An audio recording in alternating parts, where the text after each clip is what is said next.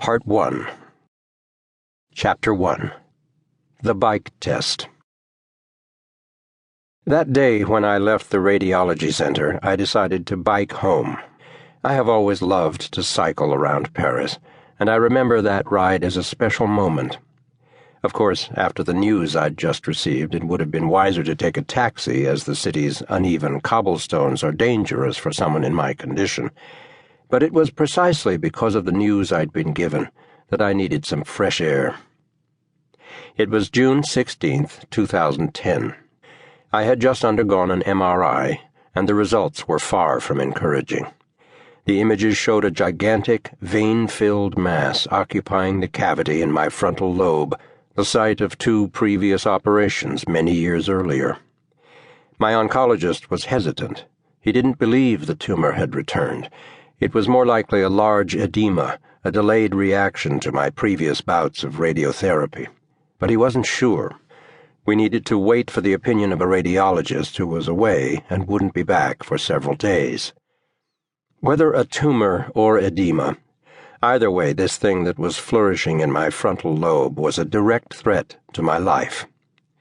Given its size and the pressure it was exerting inside my cranium, the slightest variation in internal pressure, a bump or jolt, could kill me or leave me severely disabled. And I'd just returned from a 3-day trip to the United States with this ticking bomb inside my head. Each pocket of turbulence could have been the end of me. Leaving the radiology clinic, I called my wife. "It's not looking good," I told her, and I burst into tears.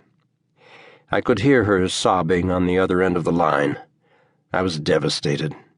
With such a weight on my shoulders, I couldn't bring myself to cross town cooped up in a car. Instead, I got on my bike, fully aware of the risk I was about to take. When I tell my friends this story, they look at me in astonishment.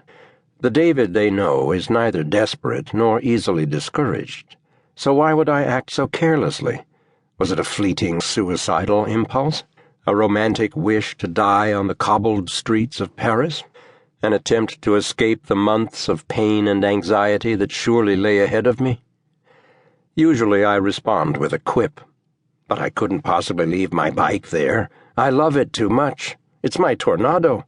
It would be like Zorro abandoning his faithful steed in the wilderness. The truth is, despite what my oncologist was saying, and no matter how much I wanted to believe him, I feared the worst. I had my back to the wall. I felt a sudden urge to test my courage, to see whether in this decisive battle I would be able to mobilize as much strength as I'd found for my 2 previous operations. With 20 more years under my belt and a far larger tumor, if that's what it was, in my head, I was going to need every ounce of courage and composure I could muster. As crazy and reckless as it might seem, the bike test did the trick. Cycling home was a reminder that no matter what the diagnosis, my desire to live was very much intact, as was my determination. I knew I wouldn't give up.